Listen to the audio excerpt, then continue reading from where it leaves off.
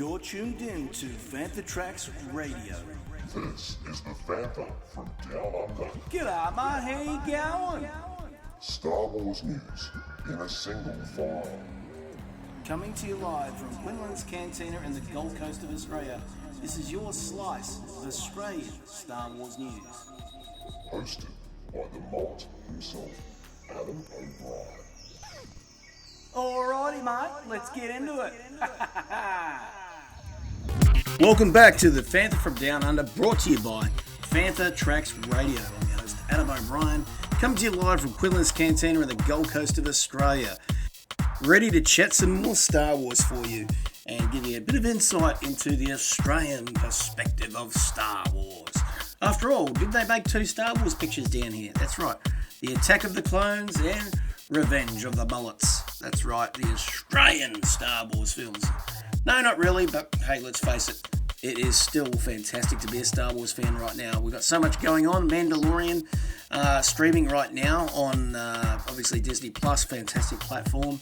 We've obviously got, of course, 1 month away right now as we speak till the rise of the Skywalker, which is going to be a fantastic ending to the Skywalker saga. And of course, we've got the continuation of some great animation right now with Star Wars Resistance. There's just so much. Star Wars Fallen Order, the computer games. I mean, the list goes on. You know, if you look at best time to be a Star Wars fan, it is now, folks. You've got to get into it. So tonight we're going to be chatting to Dominic Pace, who's one of the actors working on the show The Mandalorian, and he's working as a bounty hunter on it. Of course, the show is about bounty hunting. That's right. And of course, it's one hell of a powerful show. It is one that I think is very groundbreaking in not only the story that they're doing, which is fantastic, but I think it's bringing back a real case of, particularly for fans that aren't used to it, because the Westerns just aren't around these days, but a sense of the Western, the myth of the Western. So anyway, we're going to be chatting to Dominic tonight, but before we get into that, we're going to get into how to contact us here at the show and how to follow Fantha Tracks Down Under, the Fantha from Down Under. Here is how to contact Fantha Tracks and the Fantha from Down Under. You can catch this show, the Fantha from Down Under, on Apple Podcasts. You can catch it on Stitcher Radio, Spotify. You can catch it on all podcatchers. And of course, make sure you check out fanthatracks.com for all your Star Wars news in a single file. We have everything from interviews to reviews to group reviews as well. You can find that on everything like The Mandalorian right now. Also looks at computer games, gaming. There's a lot of stuff on, obviously, the role-playing games as well. And up-to-the-minute Star Wars news. All from the global team of Fantha Tracks. Star Wars news in a single file.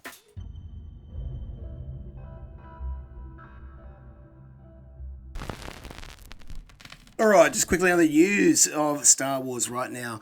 There's some great interviews you're going to find out there in some of the great entertainment magazines, whether it's Rolling Stone or also Entertainment Weekly, where you're going to find not only J.J. Abrams getting out there and chatting about what he loved about working on this sequel, obviously, wrapping up the sequel trilogy, wrapping up all three trilogies of the Star Wars saga. So go and check that out on the platforms. You can see a lot of it also online on many of the different fan sites and stuff like that too. So lots covering over that too. On fanthatracks.com you can find review of the first two episodes of The Mandalorian. And those that have got the, obviously, Disney Plus, like the American fans have, obviously, already. And now the Australians have it this week. We had it as early as the 19th. So now we've got that. And I'm going to say Disney Plus. Here's my review of Disney Plus. It is freaking fantastic. This is a platform I think that is far better than Netflix. It's cheaper as well. Far better than Amazon Prime, which I love. I do love Amazon Prime, particularly for The Expanse and a few other things. But this gives you everything you've ever wanted in, a streaming platform. Star Wars, Willow, and now The Black Hole, which I haven't seen all of. I've seen bits and pieces of years ago in a Blockbuster in Brisbane, Queensland, where they had one copy of it on VHS. And I took it home and I could only watch probably about 30 minutes of it. And then it got chewed up because it had been watched so many times and there was no other copies. But now, finally, 30 plus years later, I could sit down and actually watch the entire film, and it is, an absolutely beautiful film. It's one of those ones that I think I'm going to have to eventually get on Blu-ray somewhere if I can find it.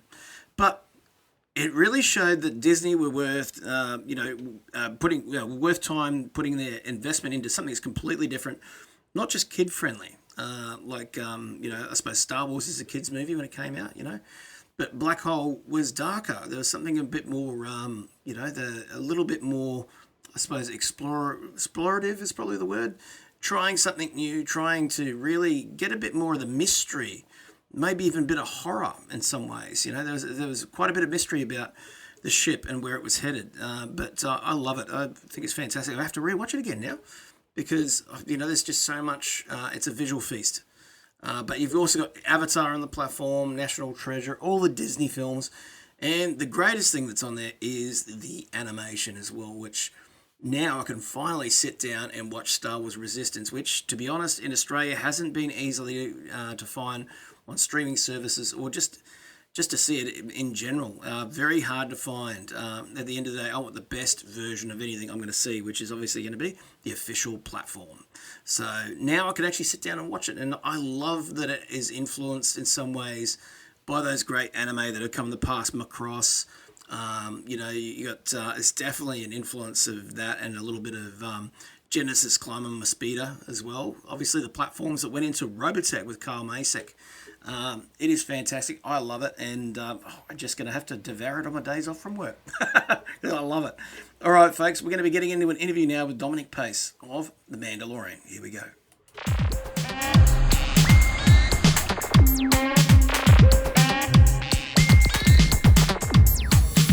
Now it's time for the feature presentation. All right, folks, welcome to the Fantha from Down Under live here in Queenless Cantina in the Gold Coast of Australia. Joining me from across the pond in that amazing place we call the United States of America is an actor who you're going to be hearing a hell of a lot more about. It's been out there for a while doing some amazing stuff in everything from SWAT to Prison Break, NYPD Blue, NCIS, and of course Desperate Housewives and more. And of course now he's strapped a blaster to himself and going out and taking out bounties. That's right, he's a bounty hunter in Mandalorian. Dominic Pace, mate, how are you? I'm doing great. Thank you so much for having me. We're 2 days away from my appearance, so just shaken and nervous, but so excited to be a part of it and grateful to be on the show. And I hear you're a massive Star Wars fan yourself, just going into it. Absolutely. Ever since I was 5 years old, I've been a collector. Even when Episode 1 came out, they revamped everything. I went back. They had a midnight wait at the Toys R Us here in Hollywood, and I was there with all the other fans, just excited like a 10-year-old kid. So I've been collecting throughout my whole entire life, and the thought of perhaps potentially being an action figure myself would just be beyond words. Can you imagine it? A Black Series of your own, a 6-inch of your own bounty hunter. How would that be? Oh my God. I tell you, I've been joking around because the reason I got involved in this business was because of the fairy tale, because of the escapism and the fantasy. So to me, that would be my Academy Award. As much as I appreciate and I respect all of the aces of our business, and it's no disrespect to the Oscar or the Emmy or the Tony Award, for me, a Black Series figure would be my own Academy Award, and that would just be a dream come true. And you actually have an award for 2004 Best Actor at the Palm Beach Film Festival Award. That is true. I have some chops. I've been studying for many years, and I think that's what's got me to work so consistently over the years in so many different ways. So yeah, I was just definitely not a one-trick pony in regards to being a featured bounty hunter. But at the same time, right now, even if I'm branded, some of my friends were like, "Oh, are you worried you're going to get into that, that kind of stigma of being in Star Wars?" I said, "Absolutely not. I want to get a tattoo across the chest of the character. You got to be kidding me." I mean, it's one of those things, like you say, it's a fairy tale. And to be involved in it, I think, even just as a fan, it brings out the child in us, doesn't it? Without question, and like I said, it was so funny. On day one, because normally when I come to set and work with a lot of Major League actors and A-listers, normally, I just go about my business. But this one was really hard to be able to contain my excitement, from the second that I saw Bounty Hunter Dominic Pace in the wardrobe room. It was just hard not to be extremely excited every day of filming. The adrenaline was just blowing, rushing through my veins. And I mean, this TV show is really, I think, a whole lot of people have really picked up on how different this is. I think one of the things I've grabbed from it is bringing back a sense of that myth from the Western. I think. Yes. Yeah, you can definitely feel that. You can definitely feel the old Clint Eastwood and Eli Wallach feel to it there, without question. I think Favreau and Filoni really have their finger on substance. They know what makes Star Wars tick. They know what makes it not tick from certain mistakes that might have happened in the past. And I think they're ready to move forward in terms of just giving the substance and the texture of the characters that we care about. And that's what was happening in the original trilogy. We cared about you. It wasn't so much for me. I've never been a major sci-fi fan. It's not about sci-fi, but it's about the parallels to life. And I think Filoni and Favreau, they're geniuses in that they understand that. But at the same time, the visual, especially with this new technology now, is beyond words. I don't know if the listeners have had a chance to see the high quality and the technology that Favreau and Filoni have used, but it really is eye-opening, even in your home screen at home there, you know? It really is. I was fortunate when Disney Plus launched this week on, I think it was Monday night here, late Monday night.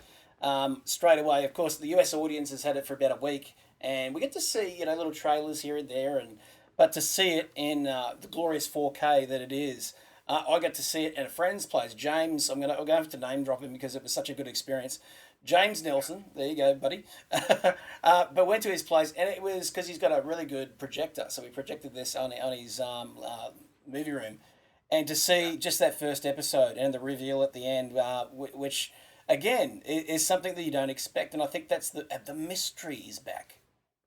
Yeah, even the music too, I'm kind of thrown with. But at the same time, again, I got to tell you, just to go back to that technology there, even being on set, I have perfect vision.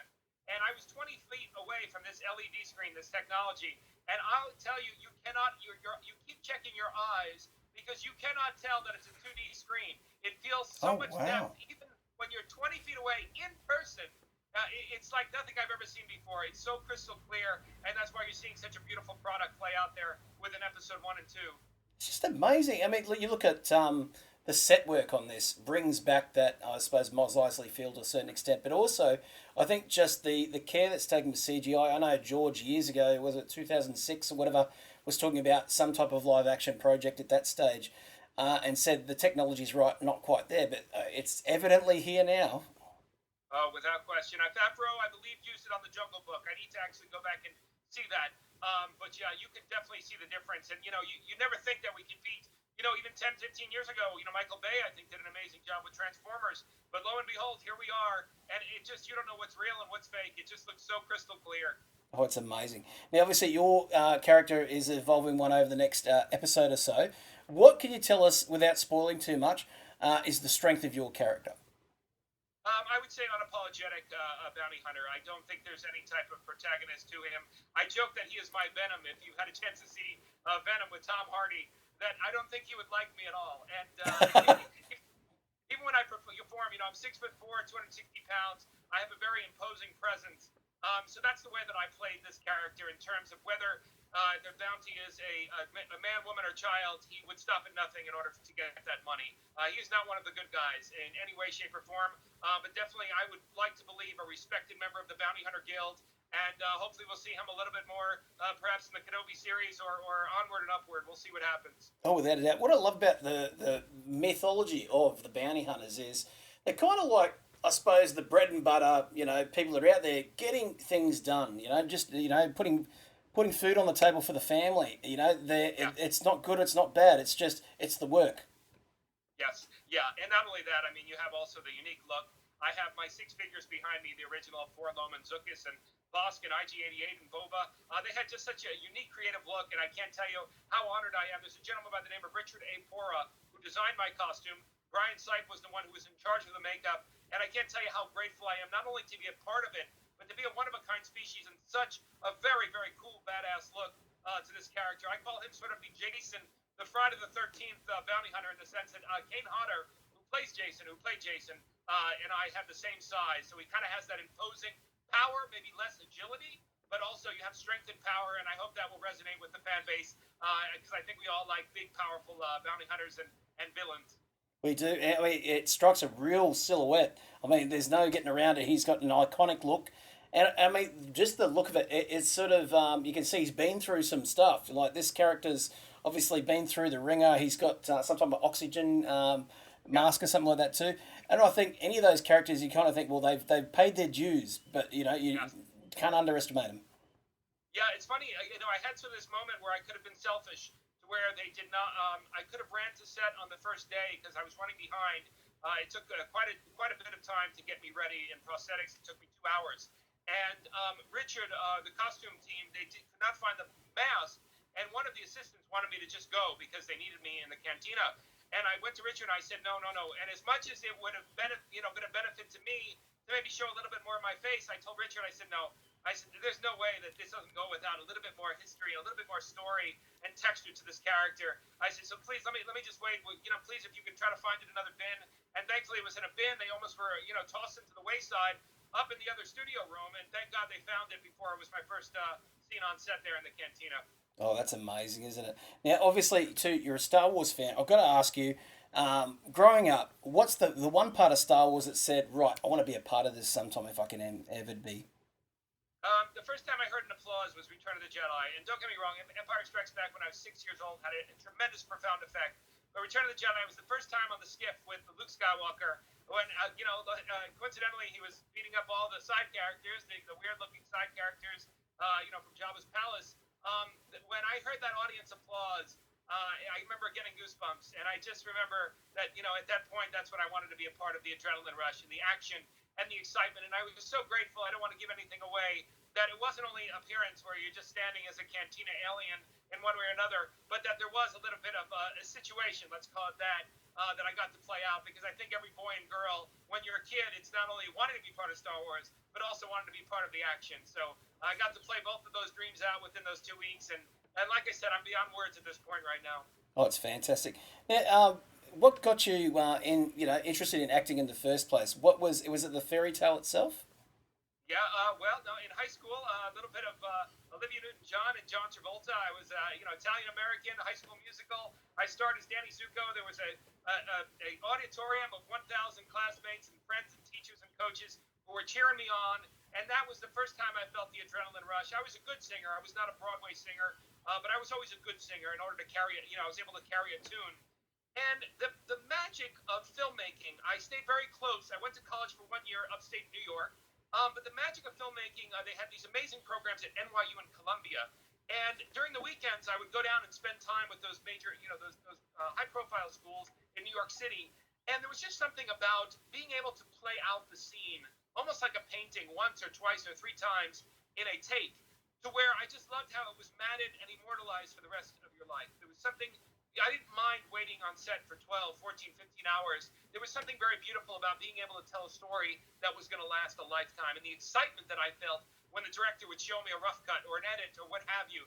So it just grew from there, and again, from 1998 to the present day, it's been a steady diet of co-stars and guest stars, a couple of recurring roles, obviously not a big celebrity name, but this, again, the reason I got into it also was the innocence of childhood. I think that's what's so beautiful about Star Wars is that we go back to the innocence. We don't talk about politics and social issues and all that. We all escape together. There's somebody positive that we can relate to within the universe together. So for me, that was the main reason I wanted to be part of this, was to cheer you up, not to preach to you, not to tell you anything about my issues or any of that, but to just make you happy. And if anything, if I have any influence of celebrity moving forward after Friday, it's to just help people. And I think we all are on the same page with whether it's the homeless, the elderly, children that might need a kidney transplant or what have you. That's the only message that I want to send out in terms of being grateful for any type of celebrity, in other words. It's amazing. To help people is a good feeling for yourself too. You've given back. Absolutely. And again, the other gesture too, the reason behind it is just to be so grateful for my life. Again, my grandfather, my grandparents, my mother, my sister, my children. I'm just so grateful for even the opportunities that I have. Most people can't say they've, spoken on national television so many times. And for me, it's like, yeah, you can look at the cup half empty in terms of not being an A-list celebrity. But for me, I'm just so grateful for all that I've been given. And especially at 44 now, I just want to be able to pay it forward, especially being so grateful for this opportunity. Oh, likewise, mate. And we thank you very much for it as well. I've got to say, too, something we talked about off air, a bit of trivia I found, which I think, first of all, it definitely needs to be spoken about, is that your grandfather, William, was one of the first soldiers from the 4th Infantry Regiment to land on the beaches of Normandy. So a huge respect to you and your family, obviously to your grandfather for his service. Yeah. Thank you very much. I really appreciate that. He was an amazing man, an amazing father figure who held me accountable. I grew up in a single family home with just my mom, but my grandfather was my father figure. He was my male role model. And one of the quotes that he always told me, it was one time he would give me chores, but just there was one time where I was just kind of dragging my feet like most 8-year-old kids do. You act like a little immature brat. And he said, "Don't ever say I can't," because I was telling you, he wanted me to pick these weeds from the front yard. And even though that's just a simple story, it just goes a lot farther to that in terms of pursuing this business and being persistent. I think about him daily in terms of going through the Depression, like so many of our grandparents in that generation, and so many people who have had to go to war. That how dare you be entitled in this day and age, and to not remember them and to not respect them in terms of what their work ethic was in every single way and their patriotism for whatever respectful country it was. Oh, likewise, and like I've had both my father and my grandfather involved in grandfather involved in Burma, so he was in the Burma Railway, so obviously the bridge on the River Kwai, and my Yeah. father was a Vietnam veteran as well in Nui Dat, and so the things that those guys, all these people that serve their country, always 100% honour that they've put their service out there for us, for the freedoms that we enjoy today.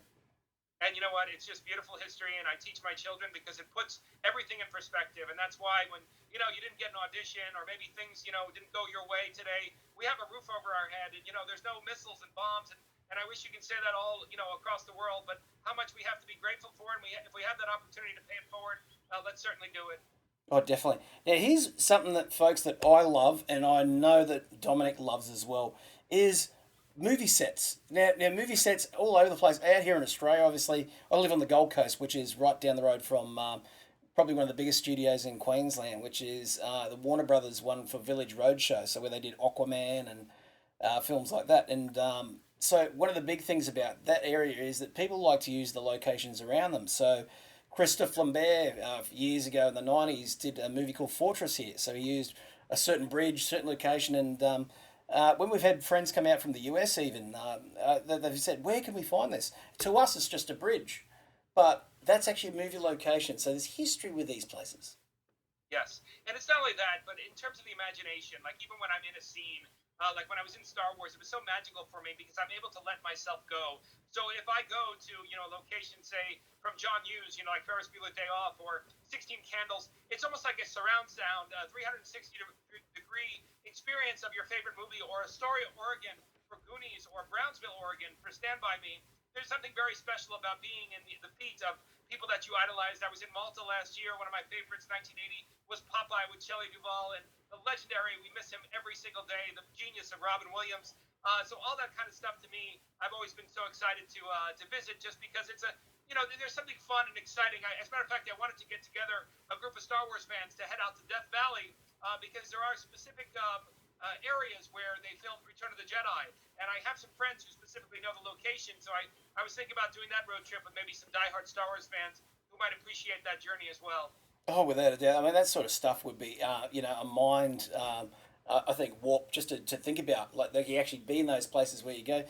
Like, I had a friend of mine that went out to, I think it was, it must have been New Mexico. I can't remember where it was, but it's where they shot Tombstone. So you got to actually be in that set. And I think that set's been used for 100 westerns, but just to walk in that street. Yeah, down in Arizona, correct? Yeah. Yeah.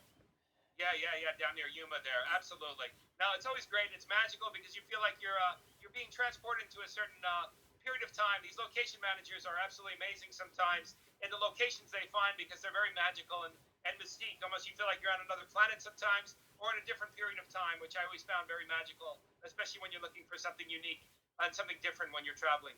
Oh, without a doubt.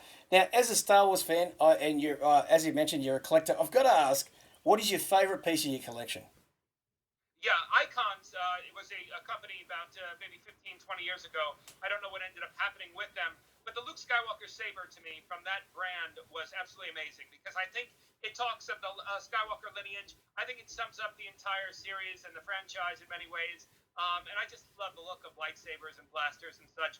So I think Icons, in particular, whether it's the lightsaber or a blaster or what have you, I think they just did an amazing job with the exact replicas, the way that they made it so intricate and so specific to the accuracy of the original The Luke Skywalker saber has always been my favorite.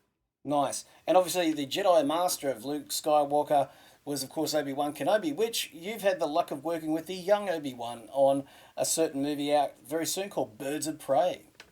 That's correct. Unfortunately, we were not on set together, but I was with Margot Robbie, and I've got a little standoff. Again, playing bad guy number one, bad guy number two. It's always been my deal. But it's always been fun, and she was such a sweetheart, and that actually completes the trifecta for me because now I've been in Marvel, which is a TV series, Agents of Shield. I played a Kree, and now I'm playing a bounty hunter in Star.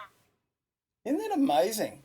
It's fantastic that you can be in all those great areas. You're listening to Fantha Tracks Radio's The Fantha from Down. Yeah, it's fantastic that you're able to bring all those be in each of those universes now.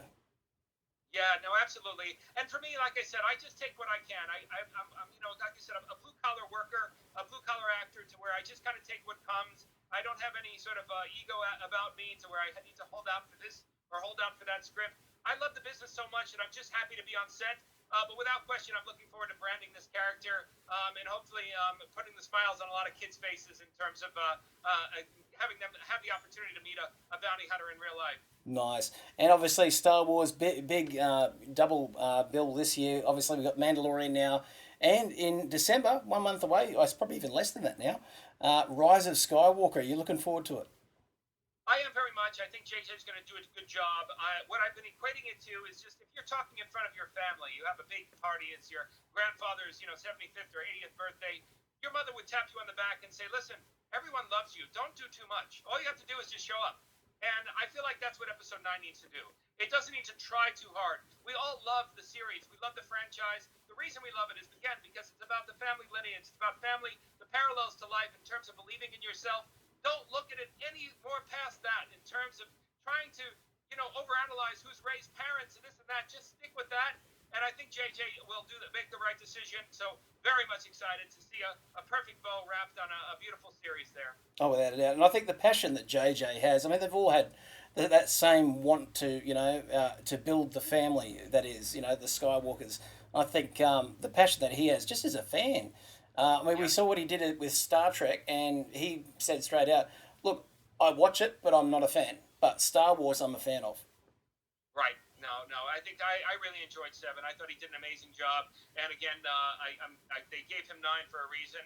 So, and again, his other previous projects, I mean, even going to television, the man is a genius. So really looking forward to it. Without a doubt. And what would you like to see after the Skywalker saga's ended? Where would you like to see the movies go next? I really am looking forward to Kenobi. I'm looking forward. I'm hoping maybe there's a 1% chance that my bounty hunter might be seeking out Luke. That would be a dream come true. But I mean, you can't say enough about Ewan McGregor. I mean, what a brilliant actor he is. His grace, his charisma, his charm, his alpha is really something else. So I think we have a lot in store with Disney Plus, and it's not something that we, are going to subscribe to for just a few months. I think they have a lot of fun content in store that will have a lot of texture to it and substance to where we can really truly appreciate it. It's great. I mean, not just for the Star Wars material, like Star Wars itself out here, you couldn't get Star Wars Resistance to the cartoon, and now kids can watch it out here. Now that's available on that platform. But we couldn't even see The Black Hole, Disney's 1979 film, and now we can. Oh, good. No, yeah, and I'm sure they're going to get all those little tweaks fixed over the next 6 or 7 months there. I mean, just like anything starting up when they're exploding into the entire world, of course, there's going to be a couple of little kinks here and there. But I think ultimately over about 6-7 months, they're going to know what the people want, and it's going to be a great service for everyone. I mean, for children, my kids are now 14 and 11, but oh my God, what a great deal if you have kids, 2 to 10, because when we were kids, or we were younger, our kids were younger, we had to buy a million different DVDs that were hanging around, Yeah. I've still got too many. And I think that's the thing is, having that ability now to take something, you can literally take it wherever you go, and you've got your whole collection there. Amazing, absolutely amazing, and such an exciting time to be alive in that regard. Not to mention the special effects and the technology, which we're seeing in Mandalorian now, which is amazing. It's huge. Now, before I wrap, I've got to ask you: are you doing any of the convention circuit in the US to check out and see all the 501st and more? Absolutely. I'm working closely with the 501st and Mercs to see how I can contribute, whether it's 2 or 3 autographs or a little bit of my merchandise, to donate for their causes in every town. I've been telling my agents to please get me in as soon as possible and leave as late as possible so that I can, perhaps visit a hospital, which I will be doing next week in London. I'm visiting London for the first time. Oh, wow. That will be my first event at the Croydon event. I think it's the Croydon charity event. That will be November 30th. And then we go to Stockton, California, January 19th. We'll be in Pensacola, Florida. That will be late February. But I'll tell you, after Saturday, my whole world might open up in terms of a lot more opportunities. And hopefully I can visit you gentlemen out there and ladies. I've never been to Australia. I've been to Singapore. My first project I did was with a Australian production company. They did Priscilla, Queen of the Desert. I did a movie called That's the Way I Like It, a very cheesy spin-off of Saturday Night Fever that was released by Miramax in 1998. But I'd love to visit Australia, and it would be a privilege to meet you in person someday. Oh, without a doubt. And we've got one massive place called Supernova Pop Culture Expo, which we always invite out, particularly Star Wars crowd. There's so much that we'd love to do it. I mean, only in the last couple of years we had, I think it was the last one we had, Billy Zane was another one that came out here recently. He loves Australia, obviously doing Dead Calm, Sniper, and all those other films that they did, and Phantom as well, I think. Oh, man, that's amazing. I enjoyed it. Like I said, yeah, my bounty hunter is my venom. Awesome. Well, I want to thank you so much for being on the Fantha from Down Under tonight, folks. If you're in London, obviously, November 30th, that sounds like a place to be. And, of course, for the Fantha trackers, they're going to be down there definitely to check out what's going on too. So I hope you get a chance to meet them too there, Dominic. Perfect. Thank you so much. Thanks for having me. Hello to all your listeners, and please feel free to reach out. Dominic Pace on Instagram, Facebook, Twitter. I'm one of you guys, so I'm happy to interact at any time. And thank you for supporting my character in episode 3. But now, Mr. Fantha, what do you have next on the show? Right, folks, I want to thank Dominic Pace for being on the show tonight, and I want to thank you, the listeners out there, for checking out the show and more. Joining us next week is Callisto for her second part of her interview with us here on the Fantha from Down Under, and some reviews and our look at Mandalorian 1 to 3, all here on the Fantha from Down Under. We'll see you next time. Bye. May the Force be with you. This is the way.